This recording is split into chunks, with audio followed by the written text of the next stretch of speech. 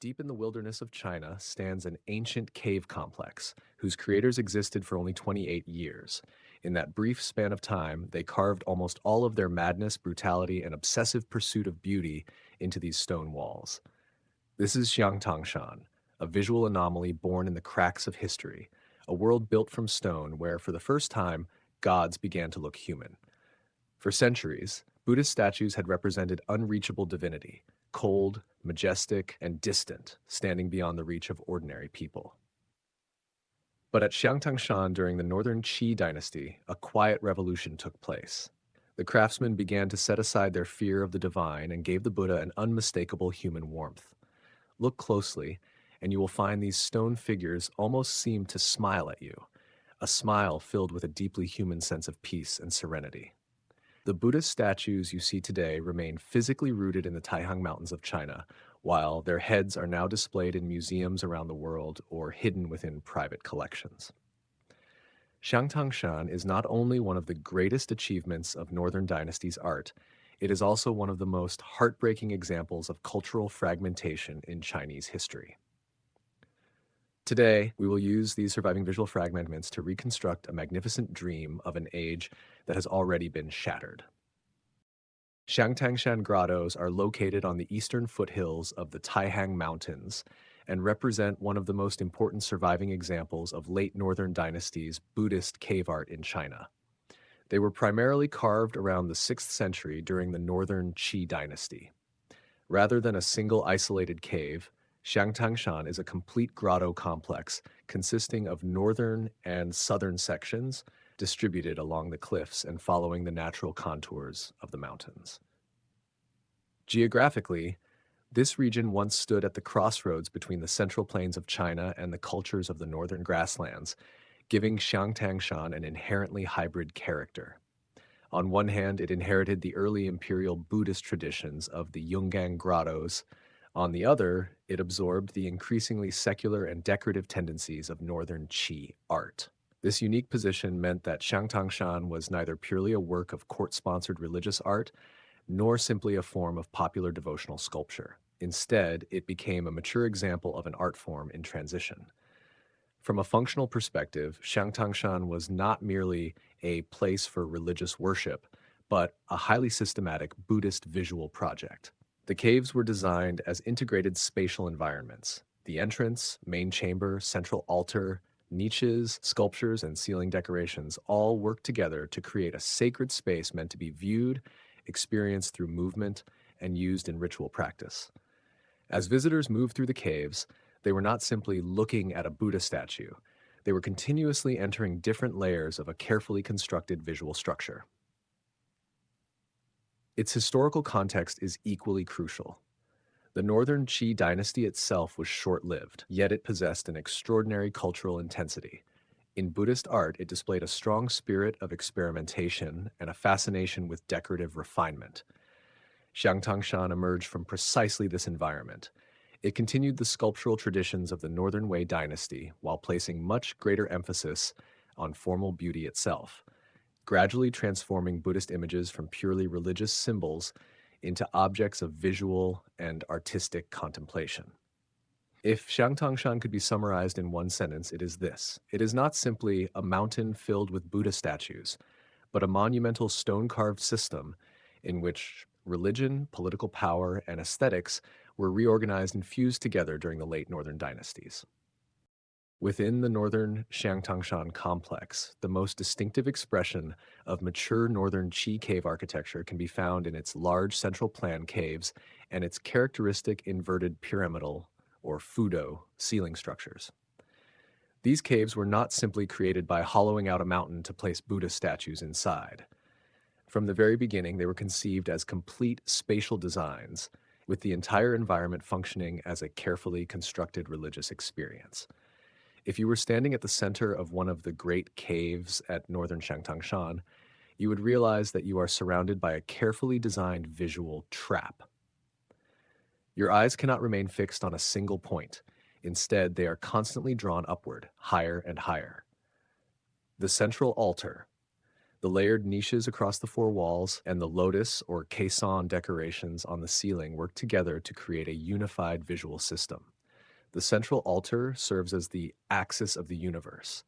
The principal Buddha usually occupies the exact center, becoming the spiritual anchor of the entire space. The surrounding walls are not treated as simple flat surfaces for display.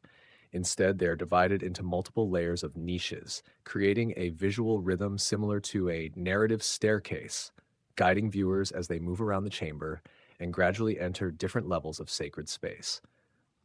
Meanwhile, the inverted pyramidal ceiling and lotus caisson above create a visual transition toward the heavenly realm, transforming the entire cave into a cosmic model that connects earth and sky. From the perspective of visual experience, this design fundamentally changes the way people look. Once inside the cave, the viewer's gaze does not remain fixed on a single Buddha image. Instead, it is continuously guided from the altar on the ground to the wall niches and finally toward the lotus structure above, creating a vertically ascending path of vision. This path is not accidental, it is a viewing sequence deliberately designed by the architecture itself. The most representative principal Buddhist sculptures at Xiangtangshan were created during the Northern Qi period. Among them, the seated Buddha in the relaxed posture and the Buddha in the full lotus position most clearly demonstrate the artistic direction of sculpture during this era. These images were the central objects of worship and remain among the most important surviving evidence for understanding Northern Qi Buddhist sculpture. Early Northern Wei Buddha images often featured thin faces, pronounced cheekbones and nose bridges, and elongated eyes. Their overall appearance conveyed a sense of transcendence, a mysterious presence detached from the human world. By the Northern Qi period, however, Buddhist sculpture gradually moved away from this deliberate emphasis on overwhelming divinity. The faces became fuller and more rounded, with softer jawlines, fuller cheeks, subtly smiling lips, and half-closed eyes that expressed a calm and peaceful state of mind. This transformation represented a fundamental shift in aesthetic ideals. Sculptors were no longer only pursuing an untouchable and awe-inspiring deity. Instead, while preserving the dignity of the divine, they began to give the Buddha a sense of human warmth. The sacred remained, but it became more approachable, allowing viewers and worshippers to form a deeper emotional connection. This transformation became even more apparent in the treatment of the Buddha's garments. The Buddha sculptures of Northern Qi at Xiangtangshan display a remarkable treatment of drapery. The folds of their robes closely follow the contours of the body, flowing naturally with the underlying structure.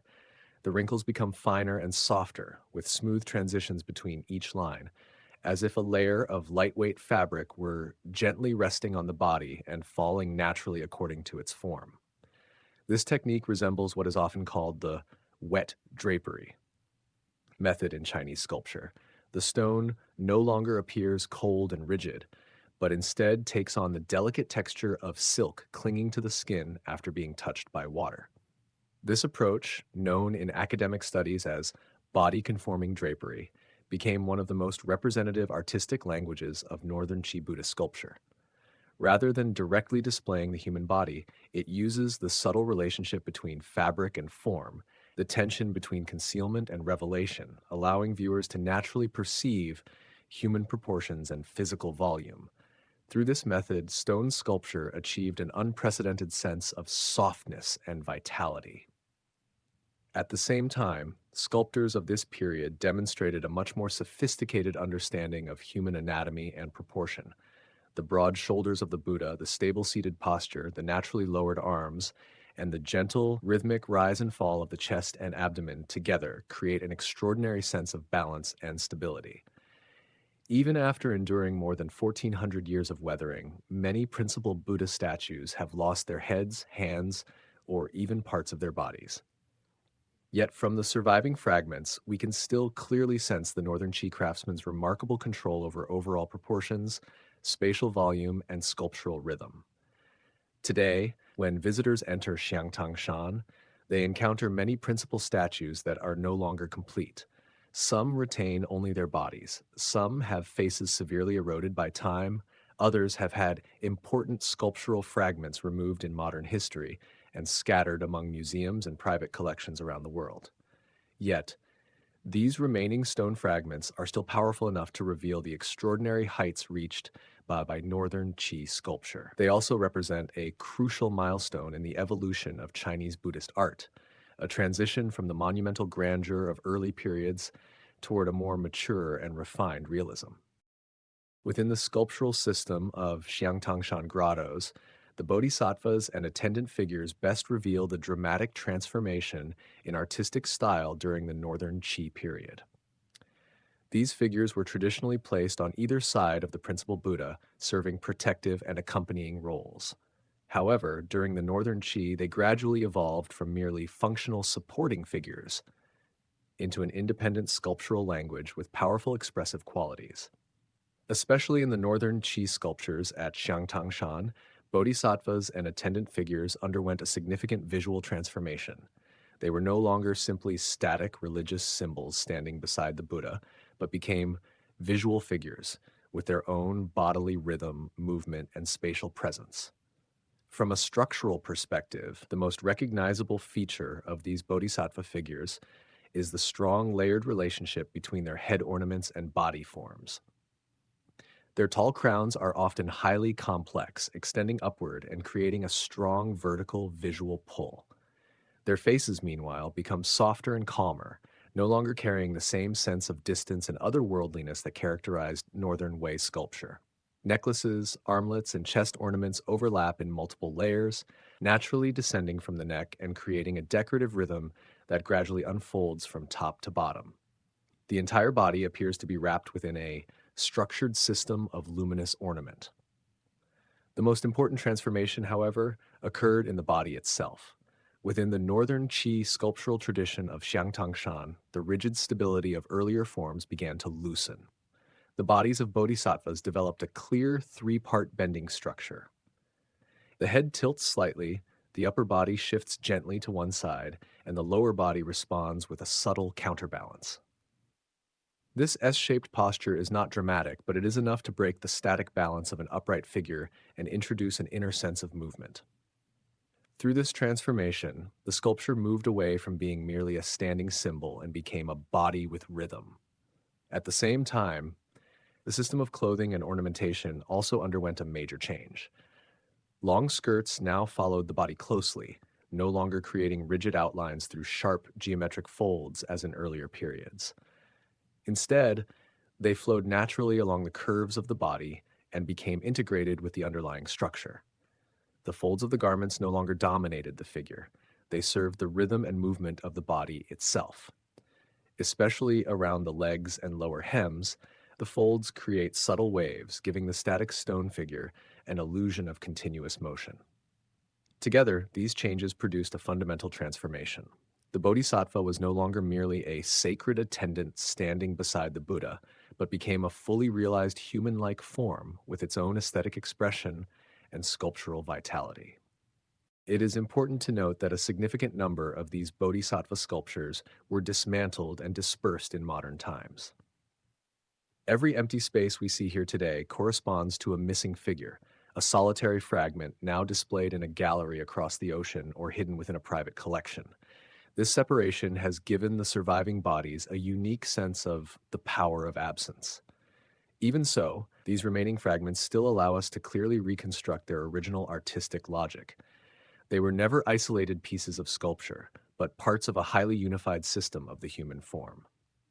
From the perspective of art history, the bodhisattvas and attendant figures of Xiangtangshan represent a crucial transition in Northern Buddhist sculpture, a movement from a system of static symbols toward a system of bodily expression.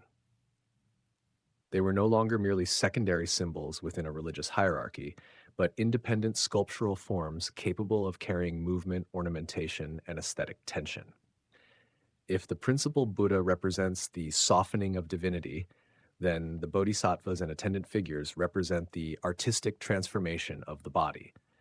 This shift allowed the entire sculptural system of Xiangtangshan to enter a truly mature stage.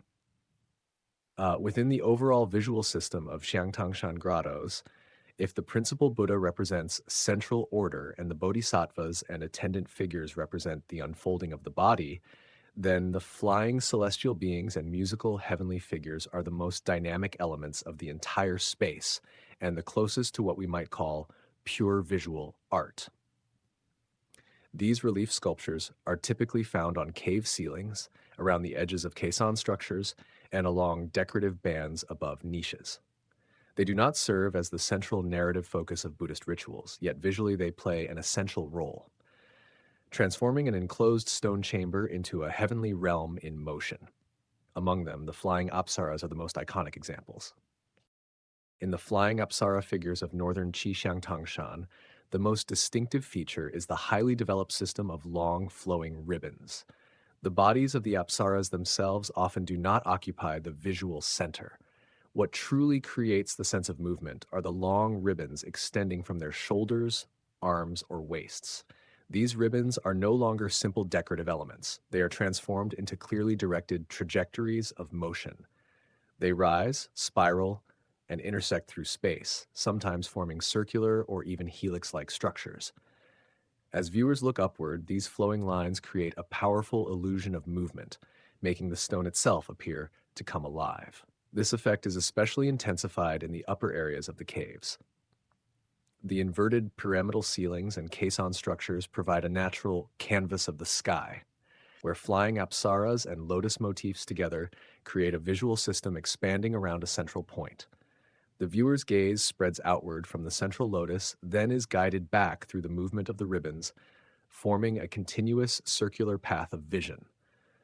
When people look upward inside the cave, they are not seeing a static image, but a form of visual movement, organized by the architecture itself. Alongside the flying apsaras are the figures of celestial musicians. These figures are often shown holding musical instruments such as the konghu harp, sheng mouth organ, drums, or pipa lutes. Their body positions are closely connected with the act of performance. The celestial musicians at Xiangtangshan place greater emphasis on the natural unfolding of movement. Their arms are no longer rigid, but extend in graceful curves following the shape of the instruments. Their bodies lean slightly, creating harmony with the gestures of playing music. Their facial expressions become softer, conveying a sense of being completely immersed in the music. Taken as a whole, the significance of these relief sculptures extends far beyond the boundaries of religious imagery. They no longer exist merely to represent the Buddhist universe. Instead, they reconstruct a heavenly realm that can be visually experienced. Within this realm, the sky is not empty, but filled with movement and rhythm. The divine is not frozen and motionless, but exists in a state of continuous flow. Therefore, the presence of flying apsaras and celestial musicians creates a fundamental transformation in the spatial experience of Xiangtangshan. The cave is no longer simply a space to be viewed, but becomes a device that actively generates visual experience.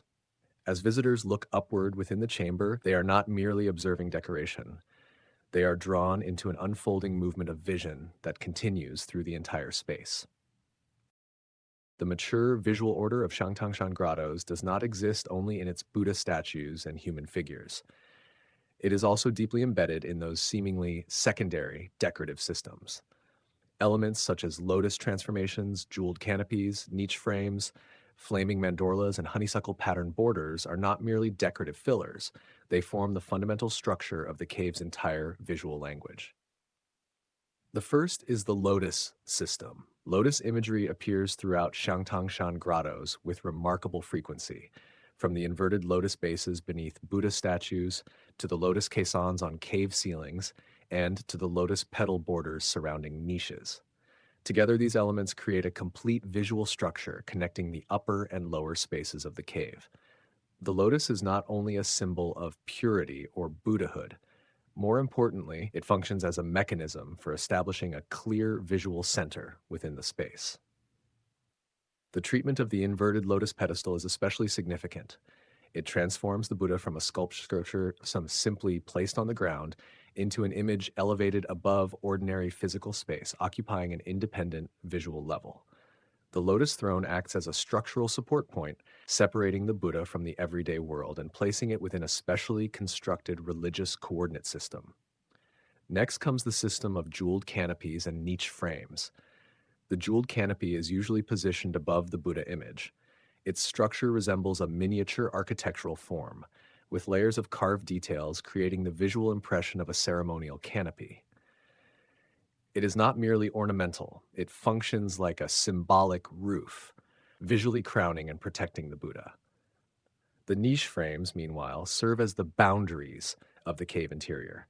Through continuous patterns and structural rhythms, they organize individual niches into a coherent visual sequence. The space is therefore no longer a random collection of carved images, but a carefully ordered system with its own internal rhythm.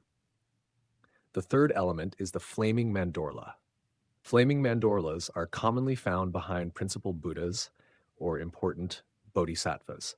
Through outward radiating flame-shaped curves, they visually separate the figure from the background and create a powerful focal point. This design does more than symbolize divine radiance. On a visual level, it reinforces the concept of centrality.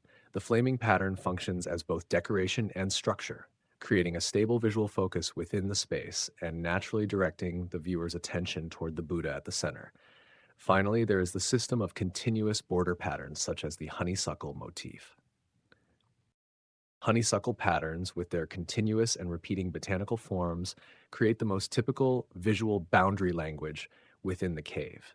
They usually unfold along niche edges, wall surfaces, and structural transitions, simultaneously dividing space while connecting different sculptural units. They allow the entire cave to maintain a sense of visual movement while preserving structural order. When these systems are layered together, a fundamental transformation takes place. The cave is no longer merely a space where Buddha statues are placed, but becomes a visual language system constructed through a set of underlying rules. The lotus establishes the central order. The jeweled canopy and niche frames organize structural hierarchy. The flaming mandorla strengthens the visual focus, and the honeysuckle patterns maintain continuity throughout the space. Together, they form a structure similar to a grammar, ensuring that every Buddha, every bodhisattva, and every flying celestial figure no longer exists as an isolated image, but functions within a carefully organized visual system. Therefore, within the artistic system of Xiangtangshan, these decorative elements transform the grotto from a purely religious space into a highly structured visual language system, allowing Northern Qi Buddhist art to reach a stage of maturity and internal coherence. When these five layers are viewed together, the true significance of Xiangtangshan grottos lies in the fact that, for the first time, cave architecture, sculptural figures, and decorative systems were integrated into a complete visual religious language that could be read. Within this language, each layer is no longer an isolated object, but a structural unit carrying its own grammatical function. The cave itself establishes the cosmic framework, transforming space into an order that can be physically entered and experienced. The principal Buddha provides spiritual stability as the central presence, yet its image gradually shifts from a transcendent divine being toward a more humanized expression filled with emotional warmth. The bodhisattvas and attendant figures exist between the divine and the human. Through subtle movements of the body, they break the authority of static forms and give religious imagery a perceivable body. The flying celestial beings and heavenly musicians push this order into the realm of movement, transforming the entire ceiling into a constantly flowing visual sky.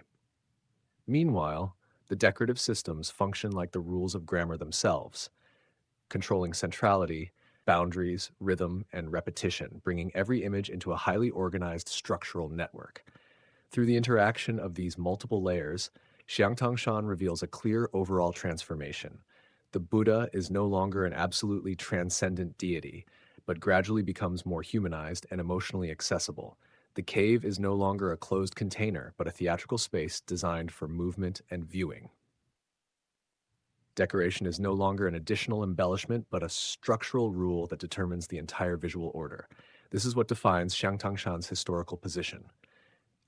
It was not the final destination of Northern Dynasty's cave art, but it was an extremely important moment of maturity.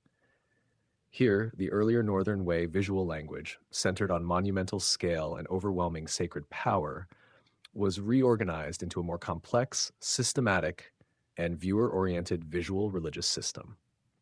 It is precisely in this sense that Xiangtangshan became a landmark example of Northern Qi grotto art's transition from early development toward full artistic maturity. Um, in the next episode, we will explore how the Buddha sculptures of Xiangtangshan were dismantled, dispersed, and circulated across the world. Thank you to everyone who enjoyed this episode.